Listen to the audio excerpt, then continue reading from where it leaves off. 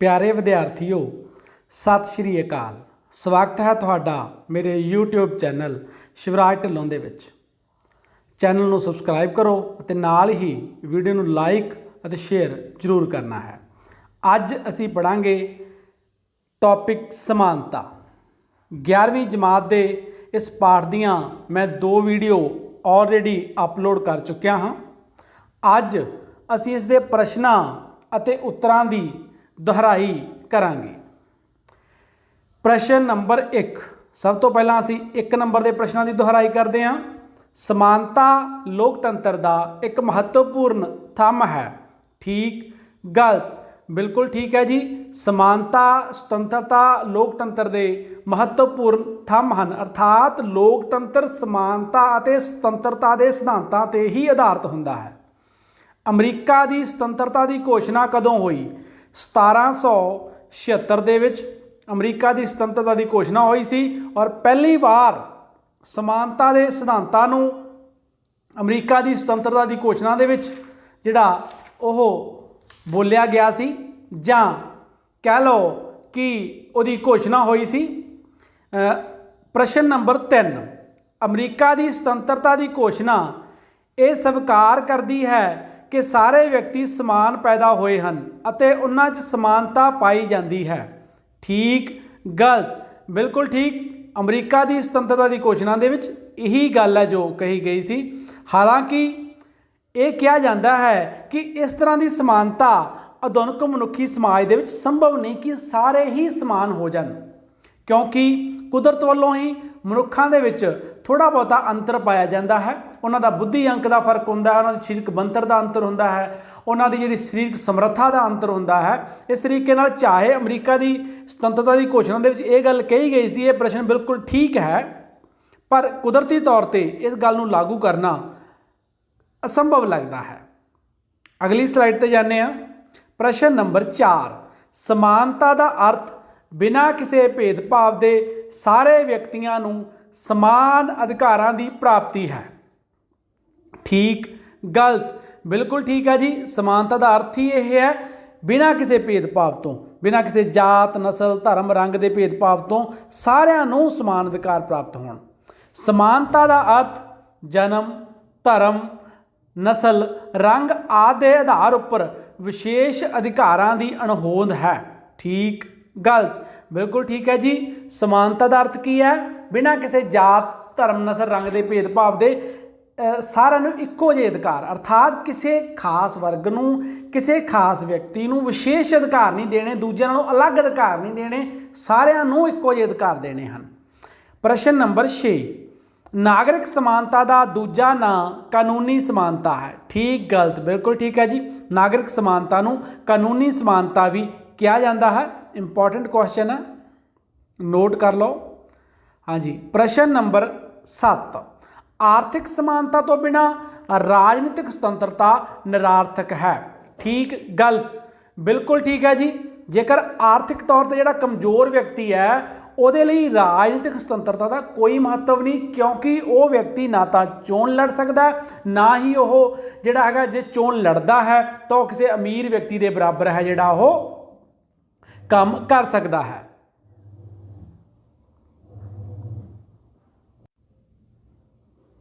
इस तरह आर्थिक समानता तो बिना राजनीतिक स्वतंत्रता निरार्थक है। प्रश्न नंबर 8, स्वतंत्रता अते समानता परस्पर विरोधी नहीं सगों सहयोगी हैं, ठीक गलत? बिल्कुल ठीक है जी। स्वतंत्रता और समानता परस्पर विरोधी नहीं है, सगों एक दूजे दियां सहयोगी है। जिथे स्वतंत्रता लागू होंदी है उत्थे समानता होंदी है, जिथे समानता होंदी है उत्थे स्वतंत्रता होंदी है। दोने एक दूजे दे सहयोग करदियां हैं, दोने एक दूसरे के तत्व नूं उभारदियां हैं। प्रश्न नंबर 9, समानता के 2 पक्ष दसो। समानता के 2 पक्ष है, नकारात्मक पक्ष जिन्होंने नकारात्मक समानता ते सकारात्मक समानता कहने हैं। प्रश्न नंबर 10, समानता की कोई एक परिभाषा दसो। तो लास्की बहुत ही प्रसिद्ध विद्वान होए है, उन्होंने समानता की परिभाषा दी है, नागरिक होने के नाते जो अधिकार दूजे व्यक्तियों को मिले हैं उसे ही रूप विच अते उसे ही हद तक ਉਹ ਅਧਿਕਾਰ ਮੈਨੂੰ ਵੀ ਮਿਲਣੇ ਚਾਹੀਦੇ ਹਨ। ਅਰਥਾਤ ਅਧਿਕਾਰ ਸਾਰਿਆਂ ਕੋਲ ਇੱਕੋ ਜਿਹੇ ਹੋਣੇ ਚਾਹੀਦੇ ਹਨ। ਪ੍ਰਸ਼ਨ ਨੰਬਰ 11, ਸਮਾਨਤਾ ਦਾ ਅਰਥ ਦੱਸੋ। ਜਨਮ, ਧਰਮ, ਨਸਲ, ਰੰਗ ਆਦਿ ਦੇ ਆਧਾਰ ਉੱਪਰ ਵਿਸ਼ੇਸ਼ ਅਧਿਕਾਰਾਂ ਦੀ ਅਣਹੋਂਦ, ਬਿਨਾਂ ਕਿਸੇ ਭੇਦਭਾਵ ਦੇ ਸਾਰੇ ਵਿਅਕਤੀਆਂ ਨੂੰ ਸਮਾਨ ਅਧਿਕਾਰਾਂ ਦੀ ਪ੍ਰਾਪਤੀ, ਸਾਰੇ ਵਿਅਕਤੀਆਂ ਨੂੰ ਆਪਣਾ ਸਰਵ ਉੱਤਮ ਵਿਕਾਸ ਕਰਨ ਲਈ ਯੋਗ ਅਤੇ ਸਮਾਨ ਅਵਸਰਾਂ ਦੀ ਉਪਲਬਧਤਾ, ਵਿਅਕਤੀਆਂ ਦੀਆਂ ਮੌਲਿਕ ਲੋੜਾਂ ਦੀ ਪੂਰਤੀ ਲਈ ਯੋਗ ਅਵਸਰਾਂ ਦੀ ਸਮਾਨ ਰੂਪ ਵਿੱਚ ਉਪਲਬਧਤਾ। ਪ੍ਰਸ਼ਨ ਨੰਬਰ 12, ਸਮਾਨਤਾ ਦਾ ਨਕਾਰਾਤਮਕ ਪੱਖ ਤੋਂ ਕੀ ਭਾਵ ਹੈ। Negative aspect. ਸਮਾਨਤਾ ਦੇ ਨਕਾਰਾਤਮਕ ਪੱਖ ਦਾ ਦੂਜਾ ਨਾਮ ਹੈ ਕੁਦਰਤੀ ਸਮਾਨਤਾ। ਜਦੋਂ ਅਸੀਂ ਕਿਸਮਾਂ ਕਰਦੇ ਹਾਂ, ਕੁਦਰਤੀ ਸਮਾਨਤਾ ਪੜ੍ਹਦੇ ਹਾਂ, ਕੁਦਰਤੀ ਸਮਾਨਤਾ ਕਿਹੜੀ, ਜਿਹੜੀ ਨਕਾਰਾਤਮਕ ਕਹਿੰਦੇ ਆ ਜਿਹਨੂੰ। ਨਕਾਰਾਤਮਕ ਸਮਾਨਤਾ ਅਰਥਾਤ ਇਹ ਅਸਲ ਦੇ ਵਿੱਚ ਅਮਲੀ ਰੂਪ ਵਿੱਚ ਲਾਗੂ ਨਹੀਂ ਹੋ ਸਕਦੀ ਗੀ। ਇਹ ਕਹਿਣਾ ਕਿ ਕੁਦਰਤ ਨੇ ਸਾਰੇ ਵਿਅਕਤੀ ਸਮਾਨ ਪੈਦਾ ਕੀਤੇ ਹਨ, ਉਹਨਾਂ ਦੀਆਂ ਰੁਚੀਆਂ, ਮਨੋਵ੍ਰਿਤੀਆਂ, ਬੁੱਧੀ, ਅੰਕ ਆਦਿ ਵਿੱਚ ਕੋਈ ਭਿੰਨਤਾਵਾਂ ਨਹੀਂ ਹਨ। ਇਸ ਤਰ੍ਹਾਂ ਦੀ ਸਮਾਨਤਾ ਨਕਾਰਾਤਮਕ ਰੂਪ ਦੀ ਹੁੰਦੀ ਹੈ, ਕਿਉਂਕਿ ਸਮਾਨਤਾ ਦਾ ਇਹ ਪੱਖ ਵਿਵਹਾਰ ਵਿੱਚ ਸੰਭਵ ਹੀ ਨਹੀਂ ਹੈ। ਇੱਕ ਮਹਾਨ ਗੁਣਵਾਨ ਵਿਅਕਤੀ ਨੂੰ ਇੱਕ ਆਮ ਵਿਅਕਤੀ ਦੇ ਸਮਾਨ ਸਮਝਣਾ ਸਮਾਨਤਾ ਦਾ ਸਾਰਾਂਸ਼ ਨਹੀਂ ਹੈ, ਕਿਉਂਕਿ ਸਾਰੇ ਸਮਾਜ ਵਿੱਚ ਇਹ ਸੰਭਵ ਨਹੀਂ ਹੈ ਕਿ ਸਾਰਿਆਂ ਨੂੰ ਸਮਾਨ ਸਹੂਲਤਾਂ, ਸਮਾਨ ਵੇਤਨ, ਸਮਾਨ ਅਵਸਰ ਦਿੱਤੇ ਜਾ ਸਕਣ। ਇਸ ਤਰ੍ਹਾਂ ਦੀ ਸਮਾਨਤਾ ਸਾਮਵਾਦੀ ਦੇਸ਼ ਵੀ ਨਹੀਂ ਦੇ ਸਕੇ, ਜੋ ਸਮਾਨਤਾ ਨੂੰ ਆਪਣਾ ਮਹੱਤਵਪੂਰਨ ਉਦੇਸ਼ ਮੰਨਦੇ ਸਨ। ਤਾਂ ਸਮਾਨਤਾ ਦਾ ਨਕਾਰਾਤਮਕ ਪੱਖ ਕੀ ਕਹਿੰਦਾ ਹੈ, ਇਹਨੂੰ ਕੁਦਰਤੀ ਸਮਾਨਤਾ ਵੀ ਕਹਿੰਦੇ ਆ, ਅਰਥਾਤ ਸਾਰੇ ਵਿਅਕਤੀ ਸਮਾਨ ਪੈਦਾ ਹੋਏ ਹਨ। ਜਿਵੇਂ ਅਮਰੀਕਾ ਦੀ ਸੁਤੰਤਰਤਾ ਦੀ ਘੋਸ਼ਣਾ ਵਿੱਚ ਵੀ ਕਿਹਾ ਗਿਆ ਸੀ ਕਿ ਅਸੀਂ ਇਹਨਾਂ ਸੱਚਾਈਆਂ ਨੂੰ ਪੂਰਨ ਤੌਰ 'ਤੇ ਸਪਸ਼ਟ ਸਮਝਦੇ ਹਾਂ ਕਿ ਸਾਰੇ ਵਿਅਕਤੀ ਸਮਾਨ ਪੈਦਾ ਹੋਏ ਹਨ। ਪਰ ਇਹ ਨੈਗੇਟਿਵ ਐਸਪੈਕਟ ਹੈ, ਨਕਾਰਾਤਮਕ ਸੁਤੰਤਰਤਾ ਅਜਿਹਾ ਨਹੀਂ ਹੈ। ਸਾਰੇ ਵਿਅਕਤੀ ਸਮਾਨ ਪੈਦਾ ਨਹੀਂ ਹੁੰਦੇ, ਉਹਨਾਂ 'ਚ ਵਖਰੇਵਾਂ ਹੁੰਦਾ ਹੈ, ਉਹਨਾਂ ਦੀ ਸਰੀਰਕ ਬਣਤਰ, ਉਹਨਾਂ ਦੇ ਬੁੱਧੀ ਅੰਕ, ਉਹਨਾਂ ਦੀ ਸਮਰੱਥਾ ਦੇ ਵਿੱਚ ਅੰਤਰ ਹੁੰਦਾ ਹੈ। ਔਰ ਸਾਰਿਆਂ ਦੇ ਉੱਤੇ ਸਮਾਨ ਚੀਜ਼ਾਂ ਲਾਗੂ ਨਹੀਂ ਹੋ ਸਕਦੀਆਂ ਕਿ ਸਾਰਿਆਂ ਨੂੰ ਇੱਕੋ ਜਿਹਾ ਵੇਤਨ ਮਿਲੇ, ਇੱਕੋ ਜਿਹਾ ਕੰਮ ਹੋਵੇ, ਅਜਿਹਾ ਨਹੀਂ ਹੋ ਸਕਦਾ, ਕਿਉਂਕਿ ਗੁਣਵਾਨ ਅਤੇ ਘੱਟ ਗੁਣਾਂ ਦਾ ਵਾਲੇ ਬੰਦੇ ਦਾ ਫਰਕ ਹੁੰਦਾ ਹੈ। ਕੁਝ ਬੰਦੇ ਜਿਹੜੇ ਨੇ, ਕੁਝ ਵਿਅਕਤੀ ਨੇ ਜਾਂ ਕੁਝ ਮਨੁੱਖ ਨੇ ਜਿਹੜੇ ਉਹਨਾਂ ਦੇ 'ਚ ਕੁਝ ਐਕਸਟਰਾ ਆਰਡਨਰੀ ਗੁਣ ਹੁੰਦੇ ਨੇ, ਜਿਹੜੇ ਦੂਜਿਆਂ ਨਾਲੋਂ ਜ਼ਿਆਦਾ ਹੁੰਦੇ ਨੇ। ਇਸ ਲਈ ਸਾਰਿਆਂ ਨੂੰ ਇੱਕ ਸਮਾਨ ਕਰਨਾ, ਜਾਂ ਕੁਝ ਲੋਕ ਮਿਹਨਤ ਕਰਕੇ ਬਹੁਤ ਸਾਰੇ ਗੁਣ ਜਿਹੜੇ ਗ੍ਰਹਿਣ ਕਰ ਲੈਂਦੇ ਨੇ, ਇਸ ਲਈ ਸਾਰਿਆਂ ਨੂੰ ਬਿਲਕੁਲ ਇੱਕ ਸਮਾਨ ਨਹੀਂ ਕੀਤਾ ਜਾ ਸਕਦਾ। ਇਹ ਸੁਤੰਤਰਤਾ ਦਾ ਨਕਾਰਾਤਮਕ ਪੱਖ ਹੈ। ਅੱਜ ਕੋਈ ਵੀ ਰਾਜ ਇਸ ਤਰ੍ਹਾਂ ਦੀ ਜਿਹੜੀ ਸਮਾਨਤਾ ਹੈ ਉਸ ਨੂੰ ਲਾਗੂ ਨਹੀਂ ਕਰਦਾ ਹੈ। ਪ੍ਰਸ਼ਨ ਨੰਬਰ 13, ਸਮਾਨਤਾ ਦਾ ਸਕਾਰਾਤਮਕ ਪੱਖ ਤੋਂ ਕੀ ਭਾਵ ਹੈ। ਸਮਾਨਤਾ ਦੇ ਸਕਾਰਾਤਮਕ ਪੱਖ ਦਾ ਭਾਵ ਇਹ ਹੈ ਕਿ ਹਰ ਤਰ੍ਹਾਂ ਦੇ ਯੋਗ ਵਿਅਕਤੀ ਨੂੰ ਸਮਾਨ ਅਵਸਰ ਉਪਲਬਧ ਹੋਣ। ਕਿਸੇ ਵਿਅਕਤੀ ਜਾਂ ਵਿਅਕਤੀਆਂ ਦੀ ਸ਼੍ਰੇਣੀ ਜਾਂ ਵਰਗ ਨਾਲ ਧਰਮ, ਜਾਤੀ, ਨਸਲ, ਰੰਗ, ਖੇਤਰ, ਲਿੰਗ ਆਦਿ ਦੇ ਆਧਾਰ 'ਤੇ ਵਿਤਕਰਾ ਨਾ ਹੋਣਾ ਸਮਾਨਤਾ ਦੇ ਸਕਾਰਾਤਮਕ ਪੱਖ ਦਾ ਨਿਚੋੜ ਹੈ। ਇਸ ਦੇ ਨਾਲ ਹੀ ਸਕਾਰਾਤਮਕ ਪੱਖ ਇਸ ਗੱਲ 'ਤੇ ਵੀ ਜ਼ੋਰ ਦਿੰਦਾ ਹੈ ਕਿ ਕਿਸੇ ਵਰਗ ਜਾਂ ਸ਼੍ਰੇਣੀ ਲਈ ਵਿਸ਼ੇਸ਼ ਅਧਿਕਾਰਾਂ ਦੀ ਵਿਵਸਥਾ ਨਹੀਂ ਹੋਣੀ ਚਾਹੀਦੀ ਹੈ। ਸਮਾਨਤਾ ਦਾ ਸਭ ਤੋਂ ਪਹਿਲਾ ਨਾਅਰਾ ਲਾਉਣ ਵਾਲੇ ਫਰਾਂਸੀਸੀ ਕ੍ਰਾਂਤੀਕਾਰੀ ਸਨ, ਜਿਨ੍ਹਾਂ ਨੇ ਸੁਤੰਤਰਤਾ, ਸਮਾਨਤਾ ਅਤੇ ਭਰਾਤਰੀ ਭਾਵ ਨੂੰ ਲੋਕਤੰਤਰ ਦੇ ਥੰਮ ਮੰਨਿਆ ਸੀ।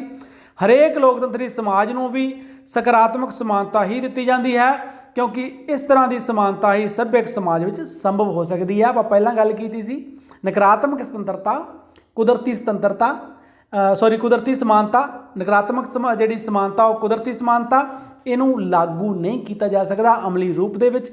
ਅੱਜ ਜਿਹੜੀ ਰਾਜਾਂ ਦੁਆਰਾ ਜਿਹੜੀ ਸਮਾਨਤਾ ਦੀ ਗੱਲ ਕੀਤੀ ਜਾ ਰਹੀ ਹੈ ਉਹ ਹੈ ਸਕਾਰਾਤਮਕ ਸਮਾਨਤਾ, ਅਰਥਾਤ ਬਰਾਬਰ ਨਹੀਂ ਕਰਨਾ ਸਾਰਿਆਂ ਨੂੰ, ਬਿਲਕੁਲ ਇੱਕੋ ਜਿਹਾ ਨਹੀਂ ਕਰਨਾਗਾ, ਬਲਕਿ ਹਰੇਕ ਵਿਅਕਤੀ ਨੂੰ ਮੌਕਾ ਦੇਣਾ ਹੈ ਕਿ ਉਹ ਯੋਗ ਮੌਕਾ ਦੇਣਾ ਹੈ, ਯੋਗ ਅਵਸਰ ਦੇਣਾ ਹੈ ਕਿ ਉਹ ਆਪਣੇ ਆਪ ਨੂੰ ਵਿਕਸਿਤ ਕਰ ਸਕੇ। ਔਰ ਉਹਦੇ ਨਾਲ ਕਿਸੇ ਤਰ੍ਹਾਂ ਦਾ ਭੇਦਭਾਵ ਨਹੀਂ ਕਰਨਾਗਾ, ਨਸਲ, ਰੰਗ, ਜਨਮ, ਜਾਤ ਜਾਂ ਕਿਸੇ ਵੀ ਆਧਾਰ ਦੇ ਉੱਤੇ।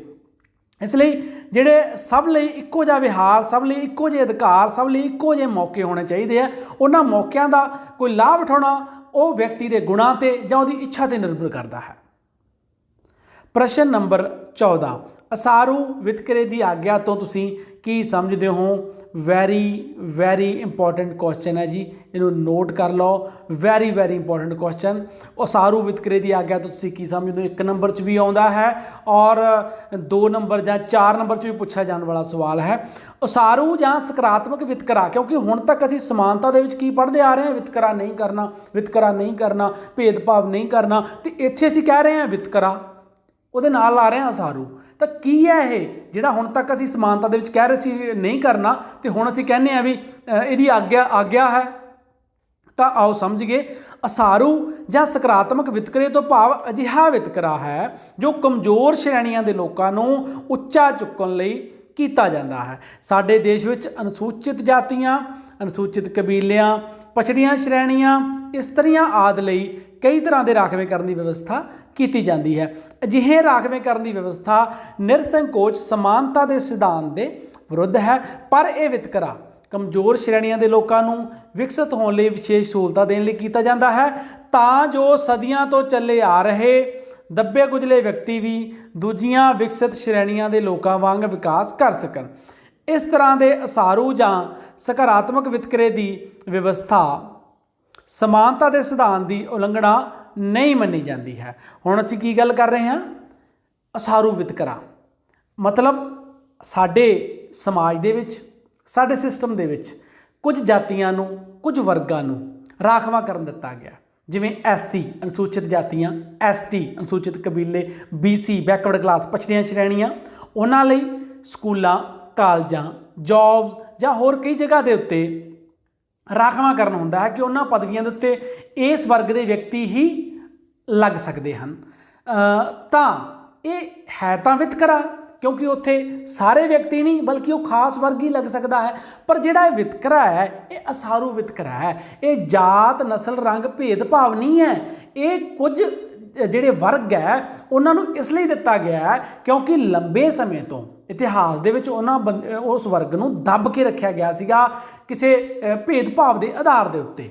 ਉਹਨਾਂ ਨੂੰ ਵਧਣ ਦਾ, ਵਿਕਸਿਤ ਹੋਣ ਦਾ ਮੌਕਾ ਨਹੀਂ ਦਿੱਤਾ ਗਿਆ। ਤਾਂ ਉਹਨਾਂ ਨੂੰ ਵਿਕਸਿਤ ਹੋਣ ਲਈ, ਉਹਨਾਂ ਨੂੰ ਦੂਜੀਆਂ ਸ਼੍ਰੇਣੀਆਂ ਦੇ ਬਰਾਬਰ ਹੋਣ ਦੇ ਲਈ ਇੱਕ ਮੌਕਾ ਦਿੱਤਾ ਗਿਆ ਹੈ। ਇਸ ਲਈ ਇੱਕ ਅਸਾਰੂ ਵਿਤਕਰਾ ਹੈ, ਕਿਸੇ ਖਾਸ ਵਰਗ ਦੀ ਭਲਾਈ ਲਈ ਜੁੜਿਆ ਹੋਇਆ ਹੈ, ਜਿਹੜੀ ਹੁਣ ਤੱਕ ਦੱਬੀ ਰਹੀ ਹੈ। ਇਸ ਕਰਕੇ ਇਸ ਦੀ ਆਗਿਆ ਹੈ। ਇਹ ਸਮਾਨਤਾ ਦੇ ਸਿਧਾਂਤ ਦੀ ਉਲੰਘਣਾ ਨਹੀਂ ਮੰਨੀ ਜਾਏਗੀ, ਭਾਵੇਂ ਇਹ ਵਿਤਕਰਾ ਹੈ ਹੋਣ ਦੇ ਬਾਵਜੂਦ ਵੀ, ਕਿਉਂਕਿ ਇਸ ਦਾ ਆਧਾਰ ਹੈ ਜਿਹੜਾ ਉਹ ਕਿਸੇ ਖਾਸ ਵਰਗ ਦੀ ਭਲਾਈ ਹੈ, ਜਿਸ ਨਾਲ ਕਿ ਸਦੀਆਂ ਤੋਂ ਧੱਕਾ ਹੁੰਦਾ ਆ ਰਿਹਾ ਸੀ। ਤਾਂ ਇਹ ਸੀ ਅਸਾਰੂ ਵਿਤਕਰੇ ਦੀ ਆਗਿਆ। ਇੰਪੋਰਟੈਂਟ ਕੁਐਸਚਨ ਹੈ, ਇਹਨੂੰ ਚੰਗੀ ਤਰੀਕੇ ਨਾਲ ਯਾਦ ਕਰ ਲਓ।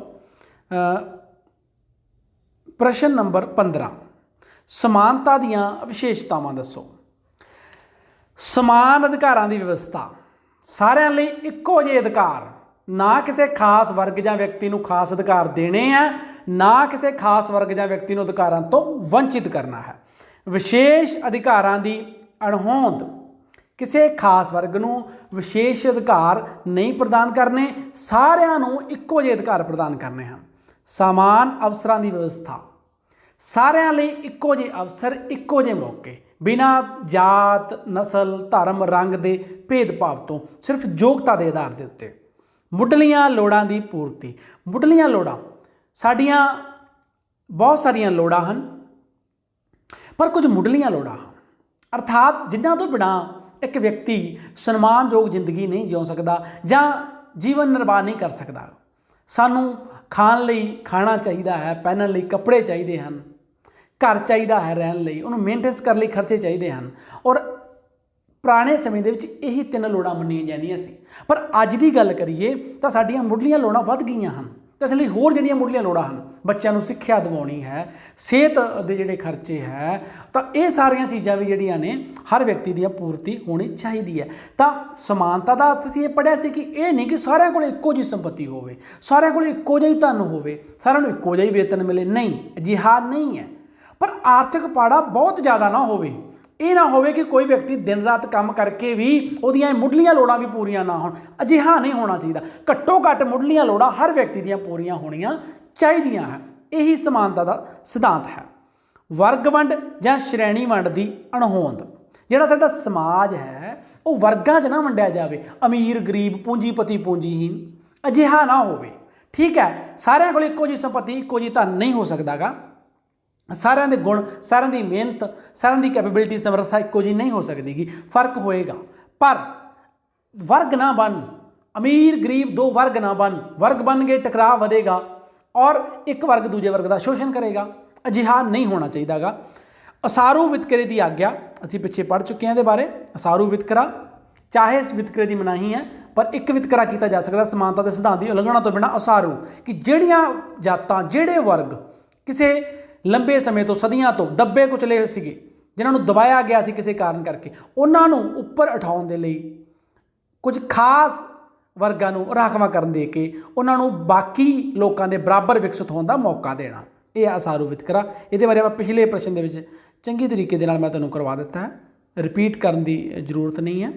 ਪ੍ਰਸ਼ਨ ਨੰਬਰ 16, ਸਮਾਨਤਾ ਦੀਆਂ ਵੱਖ-ਵੱਖ ਕਿਸਮਾਂ।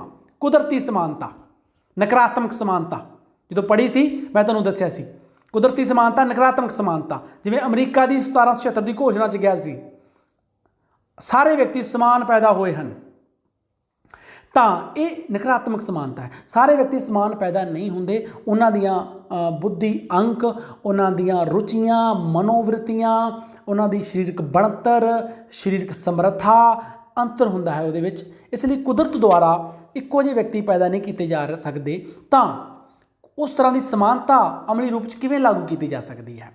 ਸਮਾਜਿਕ ਸਮਾਨਤਾ, ਸਮਾਜ ਦੇ ਵਿੱਚ ਕਿਸੇ ਨਾਲ ਜਾਤ, ਧਰਮ, ਰੰਗ, ਨਸਲ ਦੇ ਕਾਰਨ ਨਾ ਤਾਂ ਕਿਸੇ ਨਾਲ ਵਿਤਕਰਾ ਕੀਤਾ ਜਾਵੇ ਅਤੇ ਨਾ ਹੀ ਕਿਸੇ ਨੂੰ ਇਹਦਾ ਕੋਈ ਖਾਸ ਮਹੱਤਵ ਦਿੱਤਾ ਜਾਵੇ ਕਿ ਇਹ ਉੱਚੀ ਜਾਤ ਹੈ, ਇਹ ਇਸ ਜਾਤ ਦਾ ਹੈ ਜਾਂ ਇਸ ਰੰਗ ਦਾ ਹੈ ਇਸ ਲਈ ਇਸਦਾ ਖਾਸ ਮਹੱਤਵ ਹੈ। ਅਜਿਹਾ ਵੀ ਨਹੀਂ ਹੋਣਾ ਚਾਹੀਦਾ, ਸਾਰੇ ਸਮਾਨ ਹੋਣੇ ਚਾਹੀਦੇ ਆ। ਨਾਗਰਿਕ ਸਮਾਨਤਾ, ਨਾਗਰਿਕ ਸਮਾਨਤਾ ਕਾਨੂੰਨੀ ਸਮਾਨਤਾ ਦਾ ਦੂਜਾ ਨਾਂ ਹੈ। ਇੰਪੋਰਟੈਂਟ ਗੱਲ ਹੈ, ਇਹ ਤੁਹਾਨੂੰ 1 ਨੰਬਰ ਦੇ ਵਿੱਚ ਬਹੁਤ ਵਾਰ ਪ੍ਰਸ਼ਨ ਪੁੱਛ ਸਕਦੇ ਆ, ਪੁੱਛਿਆ ਵੀ ਜਾਂਦਾ ਹੈ ਕਿ ਨਾਗਰਿਕ ਸਮਾਨਤਾ ਦਾ ਦੂਜਾ ਨਾਂ ਕਾਨੂੰਨੀ ਸਮਾਨਤਾ। ਕਾਨੂੰਨ ਦੀ ਨਜ਼ਰ ਦੇ ਵਿੱਚ ਸਾਰੇ ਬਰਾਬਰ ਹਨ, ਅਮੀਰ, ਗਰੀਬ, ਗੋਰਾ, ਕਾਲਾ, ਕੋਈ ਨਸਲ ਹੈ, ਕੋਈ ਜਾਤ ਹੈ, ਕੋਈ ਰੰਗ ਹੈ, ਕੋਈ ਧਰਮ ਹੈ, ਕਾਨੂੰਨ ਸਭ 'ਤੇ ਇੱਕੋ ਜਿਹਾ ਲਾਗੂ ਹੋਵੇਗਾ। ਰਾਜਨੀਤਿਕ ਸਮਾਨਤਾ, ਅੱਜ ਦਾ ਲੋਕਤੰਤਰ ਜਿਹੜਾ ਹੈ ਉਹਦੇ ਵਿੱਚ ਰਾਜਨੀਤੀ ਜਿਹੜੀ ਹੈ ਉਹ ਹਰ ਵਿਅਕਤੀ ਦੇ ਜੀਵਨ 'ਚ ਦਖਲਅੰਦਾਜ਼ੀ ਕਰਦੀ ਹੈ। ਚਾਹੇ ਅਸੀਂ ਕਹਿੰਦਾ ਕਿ ਚਾਹੇ ਅਸੀਂ ਰਾਜਨੀਤੀ 'ਚ ਇੰਟਰਸਟਡ ਨਹੀਂ ਹਾਂ, ਪਰ ਰਾਜਨੀਤੀ ਸਾਡੇ 'ਚ ਇੰਟਰਸਟ ਰੱਖਦੀ ਹੈ, ਕਿਉਂਕਿ ਸਾਰਾ ਕੁਝ ਜਿਹੜਾ ਹੈਗਾ ਉਹ ਜਿਹੜਾ ਕਿਸੇ ਦੇਸ਼ ਦੀ ਜਿਹੜੀ ਰੂਪ ਰੇਖਾ ਹੈ ਉਹਨੂੰ ਉੱਥੋਂ ਦੀ ਰਾਜਨੀਤੀ, ਉੱਥੋਂ ਦੀ ਵਿਵਸਥਾ ਹੈ ਉਹ ਪ੍ਰਭਾਵਿਤ ਕਰਦੀ ਹੈ, ਉੱਥੋਂ ਦੇ ਲੋਕਾਂ ਦੇ ਰਹਿਣ ਸਹਿਣ ਜੀਵਨ ਨੂੰ ਪ੍ਰਭਾਵਿਤ ਕਰਦੀ ਹੈ। ਇਸ ਲਈ ਸਾਰਿਆਂ ਲਈ ਰਾਜਨੀਤਿਕ ਸਮਾਨਤਾ ਹੋਣੀ ਚਾਹੀਦੀ ਹੈ। ਤੇ ਲੋਕਤੰਤਰ ਦੇ ਵਿੱਚ ਵੋਟ ਦੇਣਾ, ਚੋਣ ਲੜਨਾ, ਸਰਕਾਰ ਦੀ ਆਲੋਚਨਾ ਕਰਨਾ, ਇਹ ਸਾਰੇ ਅਧਿਕਾਰ ਸਾਰਿਆਂ ਨੂੰ ਬਿਨਾਂ ਕਿਸੇ ਭੇਦਭਾਵ ਦੇ ਪ੍ਰਾਪਤ ਹੋਣੇ ਚਾਹੀਦੇ ਹਨ। ਆਰਥਿਕ ਸਮਾਨਤਾ ਬਹੁਤ ਹੀ ਮਹੱਤਵਪੂਰਨ ਤੱਤ ਹੈ ਸਮਾਨਤਾ ਦਾ। ਇਸ ਤੋਂ ਬਿਨਾਂ ਬਾਕੀ ਦੀਆਂ ਸਾਰੀਆਂ ਸਮਾਨਤਾਵਾਂ ਜਿਹੜੀਆਂ ਨੇ ਉਹਨਾਂ ਦਾ ਕੋਈ ਵੀ ਹੋਂਦ ਨਹੀਂ ਰਹਿ ਜਾਂਦੀ, ਕਿਉਂਕਿ ਸਾਡੀ ਮੁੱਢਲੀ ਚੀਜ਼, ਜਿਹੜੀ ਬੇਸਿਕ ਚੀਜ਼ ਆਰਥਿਕਤਾ ਹੈ, ਸਾਡਾ ਗੁਜ਼ਾਰਾ ਇਹਦੇ 'ਤੇ ਨਿਰਭਰ ਕਰਦਾ ਹੈ। ਜੇ ਕੋਈ ਵਿਅਕਤੀ 24 ਘੰਟੇ ਜਾਂ ਲਗਾਤਾਰ ਦਿਨ ਰਾਤ ਕੰਮ ਕਰਕੇ ਆਪਣਾ ਗੁਜ਼ਾਰਾ ਹੀ ਕਰ ਪਾ ਰਿਹਾ ਹੈ, ਤਾਂ ਉਸ ਵਿਅਕਤੀ ਦਾ ਬਾਕੀ ਸਮਾਨਤਾਵਾਂ ਨੂੰ ਮੰਨਣ ਦਾ ਕ੍ਰਾਈਟੇਰੀਆ ਕੀ ਹੋਏਗਾ, ਤੁਸੀਂ ਆਪ ਸੋਚ ਸਕਦੇ ਹੋ। ਕੀ ਉਹ ਰਾਜਨੀਤਿਕ ਸਮਾਨਤਾ ਮੰਨ ਸਕਦਾ ਹੈ? ਕੀ ਉਹ ਸਮਾਜਿਕ ਸਮਾਨਤਾ ਮੰਨ ਸਕਦਾ ਹੈ? ਨਹੀਂ, ਅਜਿਹਾ ਨਹੀਂ ਹੋਏਗਾ। ਇਸ ਲਈ ਆਰਥਿਕ ਸਮਾਨਤਾ ਦਾ ਅਰਥ ਇਹ ਨਹੀਂ ਕਿ ਸਾਰਿਆਂ ਕੋਲ ਇੱਕੋ ਜਿਹਾ ਧਨ ਹੋਵੇ, ਪਰ ਘੱਟੋ ਘੱਟ ਮੁੱਢਲੀਆਂ ਲੋੜਾਂ ਸਾਰੇ ਵਿਅਕਤੀ ਦੀਆਂ ਪੂਰੀਆਂ ਹੁੰਦੀਆਂ ਹੋਣ, ਸਾਰੇ ਵਿਅਕਤੀ ਸਨਮਾਨਯੋਗ ਜ਼ਿੰਦਗੀ ਜਿਉਣ ਜੋਗਾ ਜਿਹੜਾ ਹੈ ਆਪਣਾ ਖਰਚ ਚੱਕ ਸਕਦੇ ਹੋਣ, ਉਹਨਾਂ ਨੂੰ ਪੈਸੇ ਦੇ ਲਈ, ਆਪਣੀ ਆਰਥਿਕਤਾ ਦੇ ਲਈ ਕੋਈ ਗਲਤ ਕੰਮ ਨਾ ਕਰਨਾ ਪਵੇ, ਉਹਨਾਂ ਦੀ ਕੋਈ ਲੁੱਟ ਖਸੁੱਟ ਨਾ ਕਰੇ, ਉਹਨਾਂ ਨੂੰ ਆਪਣੇ ਆਪ ਨੂੰ ਵੇਚਣਾ ਨਾ ਪਵੇ ਜਾਂ ਕੋਈ ਕੰਪਰੋਮਾਈਜ਼ ਨਾ ਕਰਨਾ ਪਵੇ। ਪ੍ਰਸ਼ਨ ਨੰਬਰ 17, ਆਰਥਿਕ ਸਮਾਨਤਾ ਤੋਂ ਬਿਨਾਂ ਰਾਜਨੀਤਿਕ ਸੁਤੰਤਰਤਾ ਨਿਰਾਰਥਕ ਹੈ। ਆਪਣੇ ਵਿਚਾਰ ਦਿਓ। ਅਸੀਂ ਇਹਦੇ ਬਾਰੇ ਪਿਛਲੇ ਪੁਆਇੰਟ ਦੇ ਵਿੱਚ ਚੰਗੀ ਤਰ੍ਹਾਂ ਪੜ੍ਹ ਵੀ ਚੁੱਕੇ ਹਾਂ। 7 ਪੁਆਇੰਟ ਨੇ, ਇਹਨਾਂ ਨੂੰ ਪੁਆਇੰਟ ਵਾਈਜ਼ ਵੀ ਡਿਸਕਸ ਕਰ ਲੈਂਦੇ ਹਾਂ। ਗਰੀਬ ਵਿਅਕਤੀ ਲਈ ਵੋਟ ਦੇ ਅਧਿਕਾਰ ਦਾ ਕੋਈ ਮਹੱਤਵ ਨਹੀਂ। ਜਿਸ ਵਿਅਕਤੀ ਨੂੰ ਦਿਨ ਰਾਤ ਕੰਮ ਕਰਕੇ ਆਪਣਾ ਗੁਜ਼ਾਰਾ ਚਲਾ ਰਿਹਾ ਹੈ ਉਹਦੇ ਲਈ ਵੋਟ ਕੋਈ ਮਾਇਨੇ ਨਹੀਂ ਰੱਖਦੀ। ਔਰ ਬਹੁਤੇ ਲੋਕ ਈਵਨ ਕਿ ਇੱਥੋਂ ਤੱਕ ਕਿਹਾ ਜਾਂਦਾ ਹੈ ਕਿ ਗਰੀਬ ਲੋਕ ਆਪਣੀ ਦਿਹਾੜੀ ਨਹੀਂ ਛੱਡਦੇ ਵੋਟਾਂ ਵਾਲੇ ਦਿਨ ਵੀ, ਕਿਉਂਕਿ ਉਹਨਾਂ ਨੂੰ ਨਹੀਂ ਲੱਗਦਾ ਕਿ ਇਸ ਦਾ ਕੋਈ ਲਾਭ ਹੋਵੇਗਾ ਉਹਨਾਂ ਨੂੰ ਕੰਮ ਛੱਡ ਕੇ ਜਿਹੜੀ ਵੋਟ ਪਾਉਣ ਦਾ। ਮਤ ਅਧਿਕਾਰ ਦੀ ਗਲਤ ਵਰਤੋਂ ਦੀ ਸੰਭਾਵਨਾ, ਗਰੀਬ ਵਿਅਕਤੀ ਨੂੰ ਪੈਸੇ ਦਾ ਮੁਹਤਾਜ ਹੁੰਦਾ, ਉਸ ਨੂੰ ਪੈਸੇ ਦੀ ਜ਼ਰੂਰਤ ਹੁੰਦੀ ਹੈ, ਤਾਂ ਅਮੀਰ ਵਿਅਕਤੀ ਉਸ ਦੇ ਮਤ ਅਧਿਕਾਰ ਨੂੰ ਖਰੀਦ ਸਕਦਾ ਹੈ। ਚੋਣ ਲੜਨਾ ਵਿਹਾਰ ਨਾਲੋਂ ਕਲਪਨਾ ਵਿੱਚ ਵਧੇਰੇ ਸੰਭਵ। ਚਾਹੇ ਰਾਜਨੀਤਿਕ ਸੁਤੰਤਰਤਾ ਹੈ ਹਰ ਵਿਅਕਤੀ ਨੂੰ ਚੋਣ ਲੜਨ ਦੀ, ਪਰ ਗਰੀਬ ਵਿਅਕਤੀ ਲਈ ਚੋਣ ਲੜਨਾ ਬਿਲਕੁਲ ਕੋਰੀ ਕਲਪਨਾ ਹੈ। ਰਾਜਨੀਤੀ ਅਤੇ ਗਰੀਬੀ ਪਰਸਪਰ ਵਿਰੋਧੀ ਹਨ। ਬਿਲਕੁਲ ਠੀਕ ਹੈ, ਰਾਜਨੀਤੀ ਤੇ ਗਰੀਬੀ ਦਾ ਆਪਸ 'ਚ ਕੋਈ ਮੇਲ ਨਹੀਂ ਹੈ। ਗਰੀਬ ਬੰਦਾ ਰਾਜਨੀਤੀ ਦੇ ਵਿੱਚ ਕਿਰਿਆਸ਼ੀਲ ਰੂਪ ਦੇ ਵਿੱਚ ਭਾਗ ਲੈ ਹੀ ਨਹੀਂ ਸਕਦਾ ਗਾ, ਕਿਉਂਕਿ ਅਮੀਰ ਵਿਅਕਤੀ ਦੇ ਨਾਲ ਉਹ ਮੁਕਾਬਲਾ ਨਹੀਂ ਕਰ ਸਕਦਾ, ਉਹਦੇ ਕੋਲ ਰਿਸੋਰਸਸ ਨਹੀਂ ਹੈ ਕਿ ਉਹ ਚੋਣਾਂ ਵਿੱਚ ਜਿਹੜਾ ਆਪਣਾ ਟਾਈਮ ਕੱਢ ਪਾਵੇ ਆਪਣੇ ਗੁਜ਼ਾਰੇ ਦੇ ਵਿੱਚੋਂ, ਕਿਉਂਕਿ ਉਸ ਨੂੰ ਤਾਂ ਦਿਨ ਰਾਤ ਕਮਾਈ ਕਰਕੇ ਆਪਣਾ ਗੁਜ਼ਾਰਾ ਹੀ ਮਸਾਂ ਚਲਾਉਂਦਾ ਹੈ, ਤਾਂ ਉਹ ਕਿਵੇਂ ਸਮਾਂ ਕੱਢੇਗਾ ਕੰਪੇਨ ਦੇ ਲਈ, ਕਿਵੇਂ ਚੋਣ ਲੜ ਸਕਦਾ ਹੈ? ਨਾ ਹੀ ਉਹਦਾ ਕੋਈ ਵੋਟ ਦੇ ਅਧਿਕਾਰ ਲਈ ਕੋਈ ਇੰਟਰਸਟ ਹੁੰਦਾ ਹੈ। ਰਾਜਨੀਤਿਕ ਦਲ ਧਨਵਾਨਾਂ ਦੀਆਂ ਕਠਪੁਤਲੀਆਂ, ਤੇ ਜਿਹੜੇ ਰਾਜਨੀਤਿਕ ਦਲ ਨੇ ਉਹ ਅਮੀਰ ਲੋਕਾਂ ਦੀਆਂ ਕਠਪੁਤਲੀਆਂ ਨੇ। ਅਮੀਰ ਲੋਕ, ਪੂੰਜੀਪਤੀ ਲੋਕ ਰਾਜਨੀਤਿਕ ਦਲਾਂ ਨੂੰ ਧਨ ਦਿੰਦੇ ਹਨ ਅਤੇ ਆਪਣੀ ਮਰਜ਼ੀ ਦੀਆਂ ਨੀਤੀਆਂ ਬਣਵਾਉਂਦੇ ਹਨ ਜਾਂ ਆਪਣੀ ਮਨਮਰਜ਼ੀ ਦਾ ਜਿਹੜਾ ਪ੍ਰਭਾਵ ਹੈ ਉਹਨਾਂ ਰਾਜਨੀਤਿਕ ਦਲਾਂ 'ਤੇ ਪਾਉਂਦੇ ਹਨ। ਪ੍ਰੈਸ ਉੱਪਰ ਧਨਵਾਨਾਂ ਦਾ ਨਿਯੰਤਰਣ, ਲੋਕਤੰਤਰ ਦੇ ਵਿੱਚ ਚੌਥਾ ਥੰਮ ਮੰਨਿਆ ਜਾਂਦਾ ਪ੍ਰੈਸ ਨੂੰ, ਅਤੇ ਪ੍ਰੈਸ ਹੀ ਹੈ ਜਿਹੜੀ ਕਿਸੇ ਵਿਅਕਤੀ ਦੀ ਆਵਾਜ਼ ਨੂੰ ਲੋਕਾਂ ਤੱਕ ਪਹੁੰਚਾਉਂਦੀ ਹੈ। ਤਾਂ ਪ੍ਰੈਸ ਜਿਹੜੀ ਹੈ ਉਹ ਅਮੀਰਾਂ ਦੀ ਜਿਹੜੀ ਕਠਪੁਤਲੀ ਹੈ, ਕਿਉਂਕਿ ਬਹੁਤੇ ਜਿਹੜੇ ਅਖਬਾਰ ਨੇ, ਬਹੁਤੇ ਜਿਹੜੇ ਟੀਵੀ ਚੈਨਲ ਨੇ ਉਹ ਅਮੀਰ ਲੋਕਾਂ ਦੇ ਨੇ, ਜਾਂ ਅਮੀਰ ਲੋਕ ਪੈਸੇ ਦੁਆਰਾ ਉਹਨਾਂ 'ਤੇ ਨਿਯੰਤਰਣ ਕਰਕੇ ਰੱਖਦੇ ਨੇ। ਗਰੀਬ ਵਿਅਕਤੀ ਨੂੰ ਜਨਤਕ ਪਦਵੀਆਂ ਤੋਂ ਦੂਰ ਰੱਖਿਆ ਜਾਂਦਾ ਹੈ। ਤਾਂ ਇਹ ਸੀ ਕੁਝ ਪੁਆਇੰਟ ਕਿ ਆਰਥਿਕ ਸਮਾਨਤਾ ਤੋਂ ਬਿਨਾਂ ਰਾਜਨੀਤਿਕ ਸੁਤੰਤਰਤਾ ਨਿਰਾਰਥਕ ਹੈ। ਇਹ ਬਿਲਕੁਲ ਸੱਚਾਈ ਹੈ। ਤਾਂ ਉਮੀਦ ਹੈ ਅੱਜ ਅਸੀਂ ਜੋ ਸਮਾਨਤਾ ਦੇ ਪ੍ਰਸ਼ਨਾਂ ਉੱਤਰਾਂ ਦੀ ਦੁਹਰਾਈ ਕੀਤੀ ਹੈ ਤੁਹਾਨੂੰ ਸਮਝ ਲੱਗਿਆ ਹੋਵੇਗਾ। ਫਿਰ ਵੀ ਜੇਕਰ ਕੋਈ ਕਨਫਿਊਜ਼ਨ ਹੈ ਤੁਸੀਂ ਵੀਡੀਓ ਦੇ ਕਮੈਂਟ ਬਾਕਸ ਦੇ ਵਿੱਚ ਲਿਖ ਸਕਦੇ ਹੋ, ਜਾਂ ਕੋਈ ਸੁਝਾਅ ਹੈ ਤਾਂ ਉਹ ਤੁਸੀਂ ਵੀਡੀਓ ਦੇ ਕਮੈਂਟ ਬਾਕਸ ਦੇ ਵਿੱਚ ਦੇ ਸਕਦੇ ਹੋ। ਧੰਨਵਾਦ।